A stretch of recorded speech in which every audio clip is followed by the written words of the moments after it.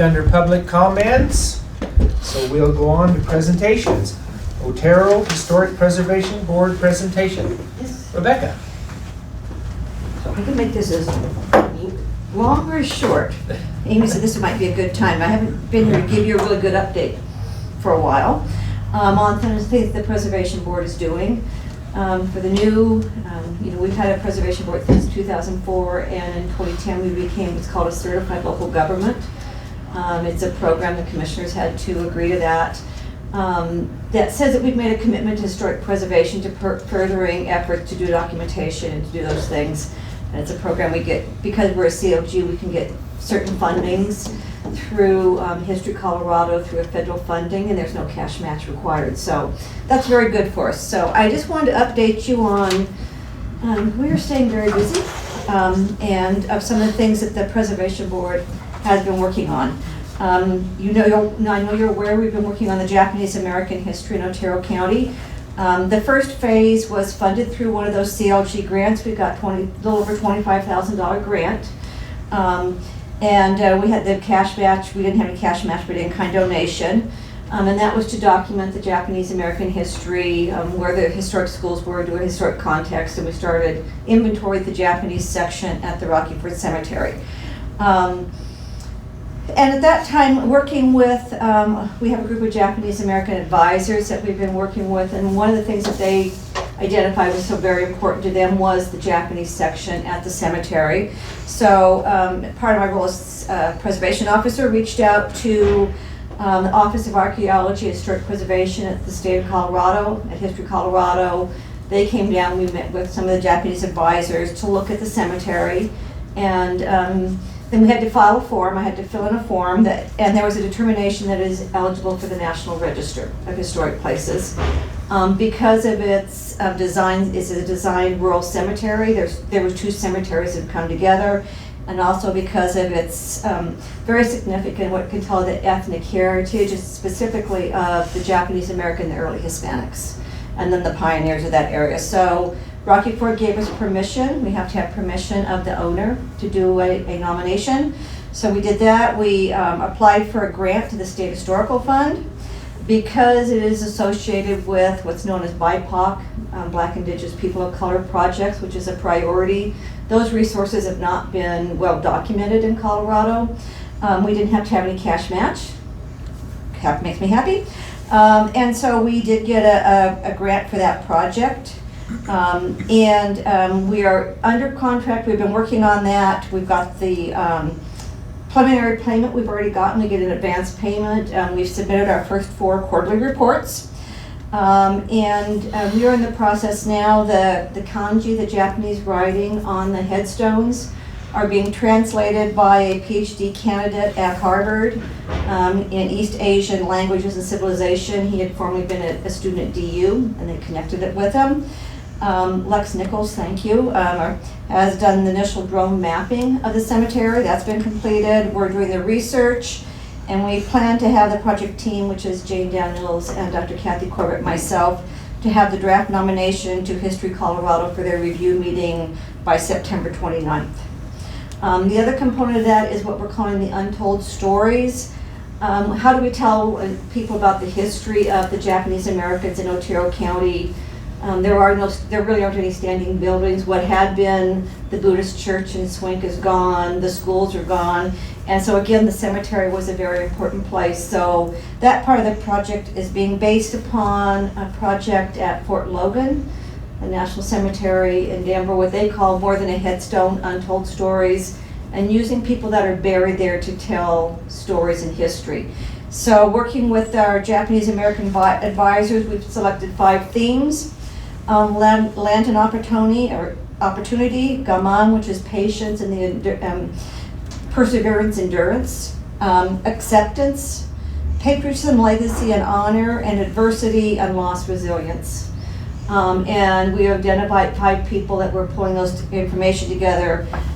For instance, many of you may know Bill Takeda from Rocky Ford. His father and uncle came to the United States as young boys. They were 8 and 10, put on a ship to come here to live with their much older, or their older sister and her husband, and learned to become part of this community. And so they came here by themselves from Japan and built that. And so it was kind of, that's one of the stories that we're going to be telling us. So we've identified those, working directly with the families, the community. We've been in contact with the Pioneer Museum in Imperial Valley, California, which is where, if any of you knew Amy Kunishi, her husband Henry, that was where his family was from, and they had to give up everything they had and leave after Pearl Harbor. They basically self-deported and came here to start a new life. And so that's we're using him to tell the story of adversity and loss and resilience. So working on that. In July last year, Sandy Kunishi-Dell and I gave a presentation at the Rocky Ford Museum. And thanks to Adrian, he was recorded and we have that as available. And so we're continuing those work, but that's the Japanese project. The Masonic building, which you are very familiar with, that three counties own, and OB is managing it. Good news, the roof project is wrapping up. We've been about at the 99% complete level for a while. One of the last things was waiting for the installation of the metal downspouts and gutters. Originally, I think, if my understanding was the metal came in wrong, and then they had to have the good weather and a lift that was high enough to get them up there. That is scheduled according to the contract for tomorrow, which is wonderful. So that's the last thing. If everything goes as planned, by the end of the week, should have the final invoices to OPI. Those can be, we have to submit photographs. We've done the before photographs, we have to do the after photographs, and Darren's been great for helping with that. But we should have that, be able to close out that contract by the end of this month. So that project is done. OPI, as you know, part of the idea of how to cash flow and do the work on the Masonic Lodge was the Historic Preservation Tax Credit. OPI, working with Jane Daniels, our project manager, has a contract for those tax credits. There's already a buyer for them. So as soon as we close this out, we can submit the paper, get those, and then that money comes back to OPI. That tax credit's 35% of all the money that's been spent on the project, on the roof, and the planning documents and that. And so we submitted a grant to the SHF on March 31st for the next phase of that, and that's to do, and you all wrote a letter of support, and that will do the rehabilitation of all the third and fourth floor windows. That tax credit is the cash match. So that's how all these components come together. So we're working on that, working on the outreach on it. You know, on these grants, they always like to see, are we telling the community where the funding is coming for, telling what's being done. OPI has information, if you haven't looked at their website, and the Preservation Board on the county's website, we have quite a bit of information, all these things, and so we'll be doing that. And then the Masonic Lodge, when the commissioners were initially in the process of buying it in 2018, I gave a presentation at CCI with somebody from the History Colorado on how this project could work and the tax credit could be used if it went forward. And so we will be putting in proposals to CCI and some other places to go back and show how this can be done by other counties. And again, that just helps our funders understand that we are, you know, there's a public benefit and we're furthering historic preservation. Another project we're working on, you're aware that we've had done 2 projects associated with the Drive, which is the African American Homestead Community south of Manzanola. Started working with Alice McDonald and that group in 2010. We started out with an archaeological assessment. That was an SHF grant. It was $10,000. No match was required. Second phase was an archaeological field school and additional research and documentation. I've been to the National Archives in Washington and pulled a lot of information on the homesteads, so we know those things. That grant was about a $35,000 grant, and cash match of a little under $20,000 was provided by the University of Denver. One of their professors was involved in that program, so that was how we was able to do that one. In 2019, Alice McDonald wrote the nomination to the County Register for the Manzanola United Methodist Church, in which the commissioners did list. And then she came back and I helped her. We wrote a grant for historic structural assessment. So looked at the building, what needs to be done, kind of phasing estimates, preliminary estimates of costs. Last summer, we wrote a grant to the State Historical Fund for the first phase of that work, which will do the roof, a lot of the wood components, the entries and those things. That was a $250,000 grant ask because it's strong association with the African American community. We got the waiver, we got the BIPOC waiver on that. And then Jane Daniels and I found out the National Trust, which is for Historic Preservation, which is the national nonprofit for historic preservation, has a new grant program for Black churches to help them do work. We had to go through, attend a webinar, and then there was a pre-grant application. It was about 80 questions. We had to fill in information and history and things, and then there were 1,278 pre-applications from all over the country. I mean, including Ebenezer Baptist churches, some of the largest churches in the country, Black churches. 39 churches were invited to submit a grant. 35 of those 39 was funded, and the Manzanola Methodist Church was one of the 35. And so that's another $100,000, and that will be, we're kicking off, we're under contract with SHF and Manzanola Methodist Churches. We're in the process of going under contract on the Black Churches grant. We have a kickoff meeting on the 13th, on Thursday. And so we'll be moving that forward. And along that, I would like to advertise this to everybody. Because of the work the Preservation Board did with the support of the commissioners and our partners, DU and everybody, Colorado was not aware of the dry and how significant that was. There was very little awareness of it, even in our county, unfortunately. But there's been a lot of awareness. There's been a PBS special done on it. It opened Saturday. I'm going up for the opening reception on Friday night.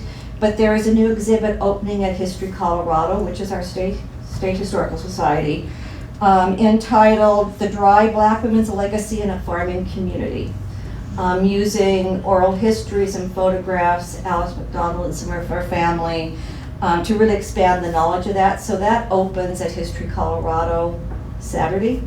If anybody can go to Denver, I really encourage you to go to that.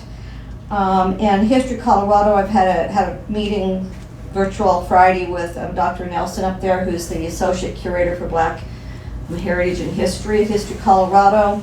They have unveiled an interactive mobile app highlighting the African American experience in Colorado. You may have heard there was something called the Green Book back decades ago, which was a book that was published for African Americans so they could travel. It was places that was safe for them to be able to go when there was a lot of places they were not allowed to stay or to eat or to go. And so that Green Book, but they've taken that, and History Colorado has done an interactive mobile app highlighting African American experience in Colorado, and the Dry is one of the sites that's on that app. They selected 2 from each of the 4 regions of the state, and so the Dry is on that. So thanks to the Commissioner's support and our work, that part of our stories, these stories are getting to a much bigger audience and getting into the state's history. A few months ago, Tammy Ridenour from the Preservation Board was here to talk about a grant we were putting in on, it was an educational grant to do a educational workbook for all the 3rd graders in the school, in the county. We were notified March 1 we did get that grant. That is a little over a $14,000 grant. It doesn't require any cash match. It's a COG grant. But the Preservation Board, we've got an estimated about $63,000 of volunteer time that we were putting into that project. This will be identifying sites throughout the entire county. And since it's going to all schools, as you know, the County Preservation Board, the county has IGAs with 5 of the towns, Fowler, Manzanola, Rocky Ford, Swink, and Cheraw, but we do not with La Junta for preservation. When we did it, they were not doing preservation. Now they have their own CLG. So, but to make this for all kids in the county, we have gotten permission from the City of La Junta, so we will be including sites in La Junta as well. It needs to be in there for so all kids. Tammy is our educational curriculum guide. She will oversee this, and she's going to write the teacher's resource manual that will go to the teachers so they can use this. And this will also go to homeschool kids and to our one, the Christian school. It'll be available to all of them. Ashley Bushy of Corner Store Cultural Consulting, who I've worked with for about 15 years, know her well. She's an architectural historian preservationist, but also has is certified in education, was a teacher. She's going to be assisting that to make sure that everything we do brings in the preservation, the architectural history, but also meets all the state standards, and that's kind of Tammy's role. So we have the grant, we have all the initial paperwork that we have to submit in, we're just waiting to go under contract. CLG grants always take a little while. This is federal funding that comes from Congress through the Historic Preservation Fund, and so we can't go under contract until they've actually transmitted the funds to History Colorado, which, budget year started in October, but those funds have not been transferred yet. So, but as soon as that has been transferred, we'll be able to go under contract, and we'll be working on that project, and they're going to extend the deadline because usually we have like a little over a year to do these, and they're extending the deadline on this, so we'll have time to do that. The Colorado Preservation Inc., which is the Saving Places Conference, the state conference. Tammy Ridenauer attended this year. She's a new CLG board member. And she took, if you remember a few years ago, we used some funding, we bought a display board. Jim, you'll remember this, a big display board that we could develop, that we could take places to talk about the projects we're doing and what's going on down here. Tammy put that together and took it up there to make people around the state aware of what we're doing, and also to encourage people to come to Otero County in August. CPI's second part of their conference is what they call On the Road. They go out to more rural parts of the state and do a 2-day workshops and tours and things, and it's going to be here in August. So that was to encourage people to do that, and we are a sponsor for the On the Road that will be here in August. We're a sponsor for that. It'll be people here. We put in a proposal to do a tour. It's called Historic Preservation off Main Street. I may be asking the commission for a little bit of assistance on this one. We will do, we've had discussions with the Rocky Ford School District about we can lease a bus from them and a driver. We have to be able to provide the insurance that they would normally cover for that. And so I've been working with Amy on that through CTSI. We can do that. We just need to get the price. Now I know what coverage we need to have. And so I'll work with Amy to see what that will cost for that, like a 4-hour period of coverage, so we can use the school bus. But we will, if we can get this all worked out, we will take the attendees to the Rocky Ford Cemetery to talk about that project. Then we will then go to Manzanola and talk about that project. And we're going to have the advisors, the community that we're working with, be there. So like Alice McDonald will be there to talk about how important the history of the Manzanola Church and the dry and those things. And Dr. Nelson from History Colorado will be joining us. He's coming down from Denver just to be there for that, to talk about that. And then we'll go out to the Tempe Sierra Vista to talk about, we have so many things that we do to protecting and talking about the working landscapes in the Santa Fe Trail. So we'll be doing that. The La Junta CLG will be doing a tour of downtown, walking tour. They just finished a historic survey of downtown La Junta, which next week is receiving an award at History Colorado. So they'll be doing a tour. There'll be a tour of the Plaza building, all the work that's been done there.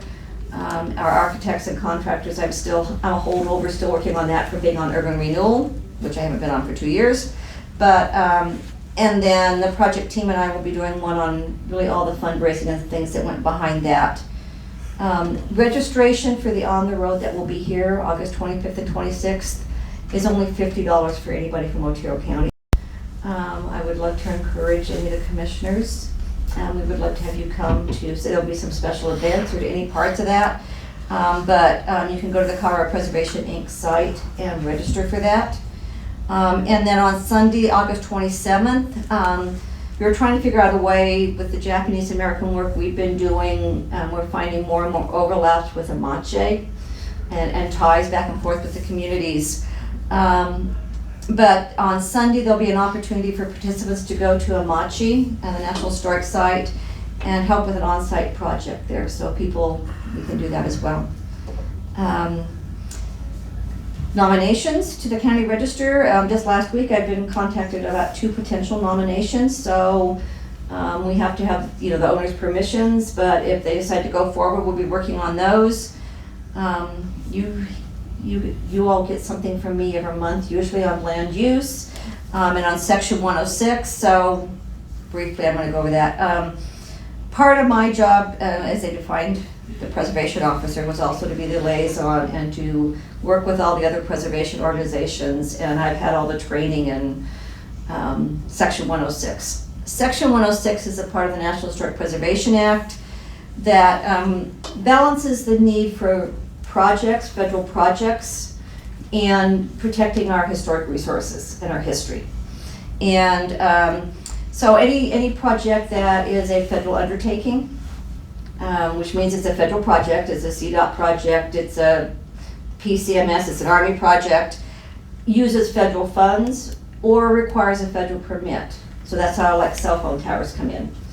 It has to go through section 106. So on January 11th, I attended, this is something that with the PCMS and Army, once a year we have an annual programmatic agreement meeting. Quite often they're in Colorado Springs at Fort Carson. The last few years they've been virtual. And the purpose of that meeting is to really discuss the annual report that they have to file every year on what they've been doing with the historic resources, both at Fort Carson and at PCMS. Have they been following the law? Have there been any issues? Have there been fires? Have there been those types of things? Any plans? And there is we do have a mitigation program. They had $1 million of mitigation that they were, Fort Carson Garrison had to do because of damages that they did happen to historic resources. So this group also talks about what that mitigation is going to be, how those funds will be used to help the local community and historic preservation. In addition, at that meeting, just so you know, the Deputy Shipper was there, Colorado Preservation Inc., the Colorado Council for Professional Archaeologists, the tribal preservation officers for 4 tribes participate. All the Los Angeles County commissioners were there, and then myself. All the cultural resource people at Fort Carson are new. We're starting all over again. And not all of them have a lot of experience in these kind of historic resources. But between October 21 and September 2022, the Fort Carson Garrison, which is the 2 bases, had 177 undertakings. 40 were non-exempt under the programmatic agreement, which means they have to do section 106. 11 of those required section 106 and 29 were documented reviews. So they didn't have to go through the full process. So any section 106 that is at the PCMS, then I have to review those and I provide you the things.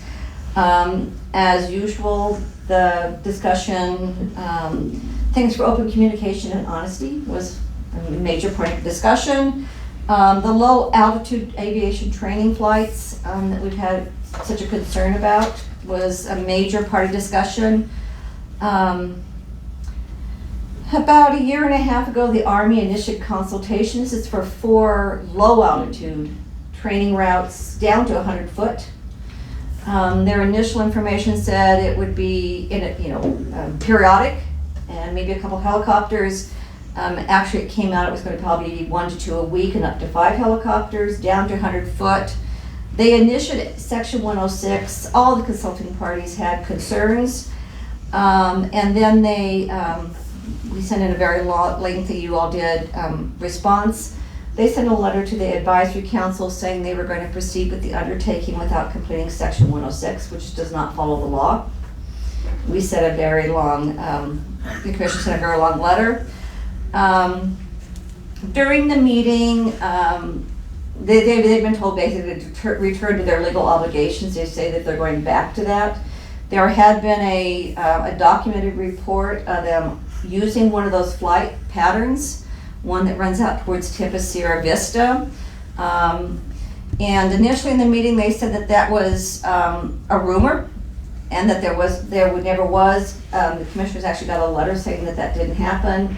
They did say in the meeting that it did happen. It was an aviation group. It was a kind of reconnaissance to see what that flight was. There's a debate whether they were, how low they were, but based upon the landowner who saw it, they were very low. So they have admitted that it was flown, one of those sites, even though they said it wasn't.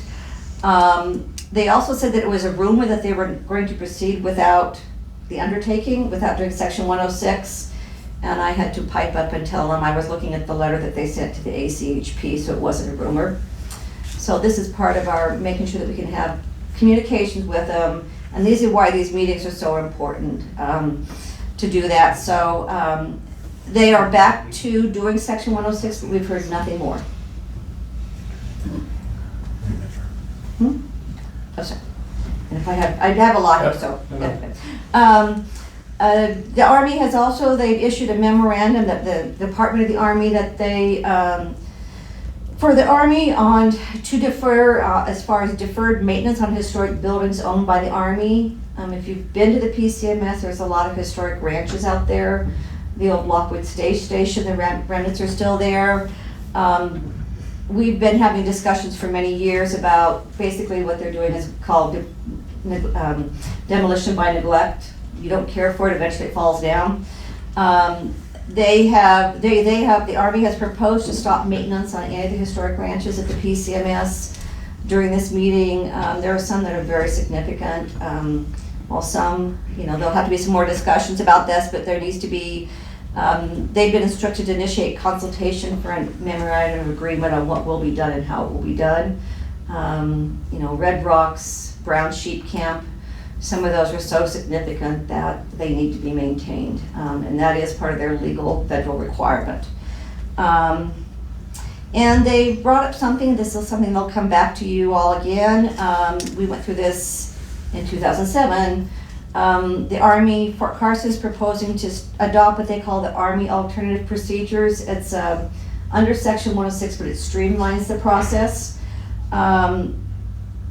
They tried that in 2007. Basically the concept is if you're doing a good job, this streamlines it.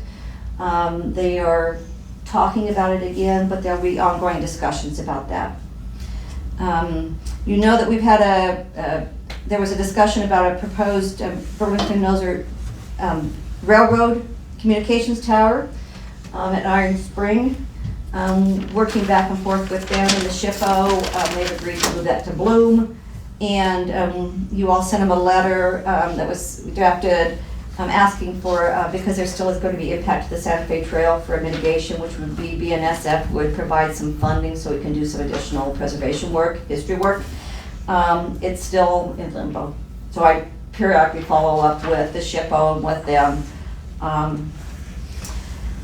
want to tell you we had two new board members in 2022. We've had another one this year, Ashley Kelly, that just came on, and we're meeting with somebody on Wednesday who is interested in coming on, so that's great to bring in new people.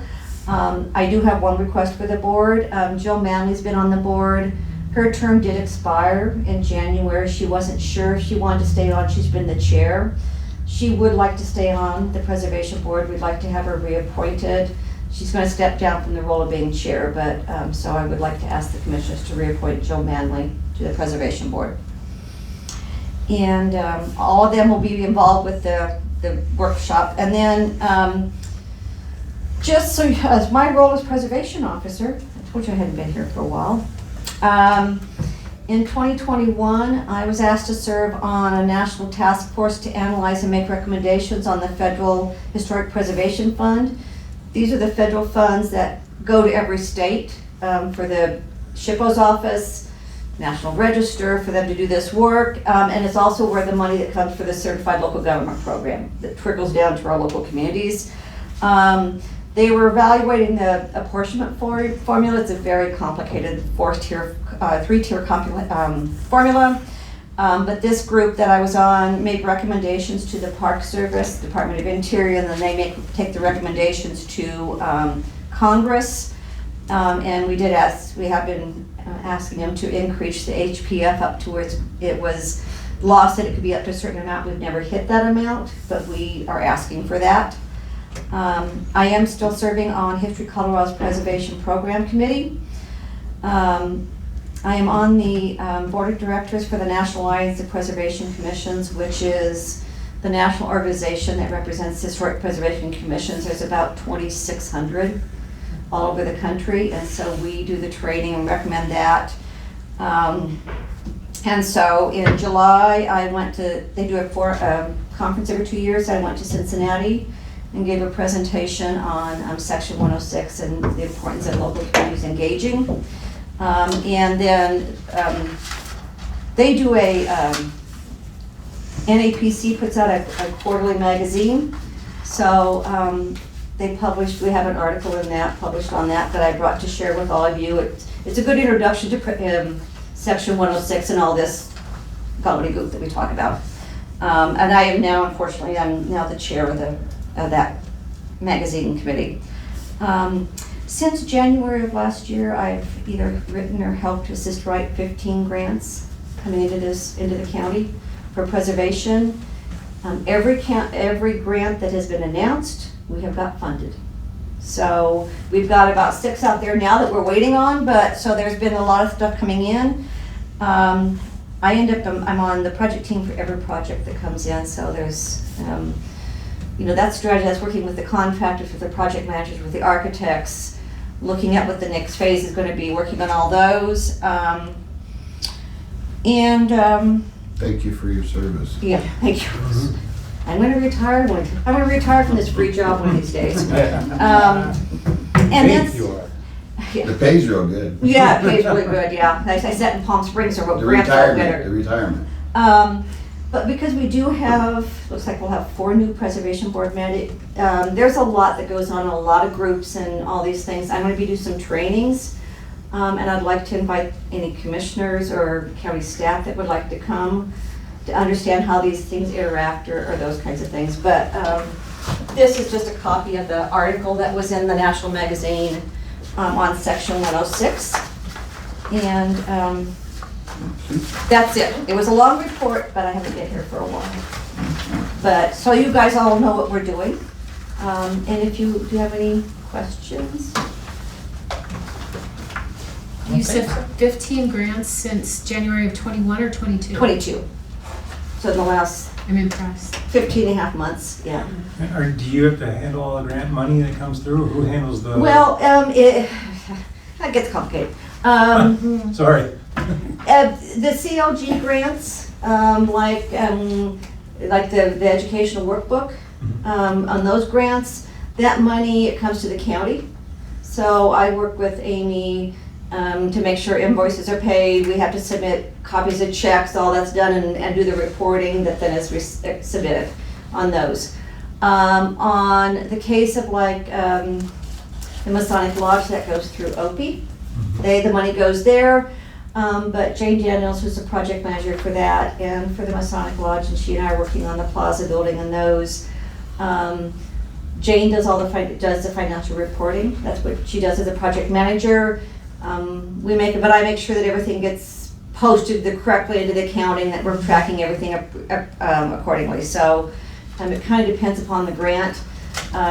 This new CLG grant we got for the workbook, I think we put in, I estimated that I'll have about 75 to 80 hours of grant management and just all the, we have said because a lot of the buildings and the sites we're going to use are privately owned, we wouldn't have to, but we're going to ask for written permission from every landowner for them to be included into that workbook.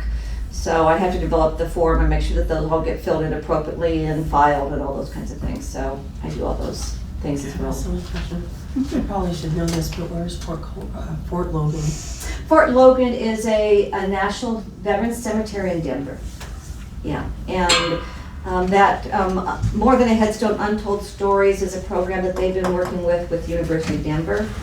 And it's just a really good way to, we don't tend to think about all that history that's in a cemetery and how to tell those stories. So that's what we're going to be, and that will be disseminated out through that, so. Okay. With the workbook for the kids, Mhm. Becky, are you guys looking at doing that and then having like field trips for the kids? Or is it just gonna be an in-class? It's going to be an in-class, it's a consumable in-class. Certainly if there's ways, and Tammy will be the better, could probably explain this better, she's the educator. She will write the teacher's resource manual, because of course everything, teachers have there's so much they have to teach. And so how do they incorporate this in? And we have a lot of things, like we have a historic context we've done on ranching in southern, the Purgatory River region and homesteading. There was a historic context for the Dry. There's a historic context we've done for the Japanese American history. All those are resources that are publicly available. So she will put all that into them. And it'll be for use in the classroom. The hope would be we would love to have kids get out and go to these, but these may be some things that they can do by themselves. The project is based upon one that Decatur, Alabama did. Because I'm on the board for NAPC and I was chair of the awards committee in Cincinnati, it was one of the projects, it's one in Decatur that was nominated for one of the national awards. They had a little bit different goals, but they did a similar thing. It was for the city's bicentennial. And what they found during that workbook, that it also educated a lot of the parents and the adults that, how many of you really know the history of the El Capitan Hotel in Rocky Ford? Phenomenal history. Tied to John Philip Sousa, or the sugar factories. My class in Rocky Ford was the last class the sugar factory closed the year after I graduated. Most people don't even know what those smokestacks were and what it was of that whole industry. And so we have a lot of adults that don't know these sites as well. So we hope by getting this out into the schools, getting it at that age, that it maybe kids will go some of those places they drive by every day with their parents, or on a school bus, or as a class trip, and start seeing how that relates to them and to our history.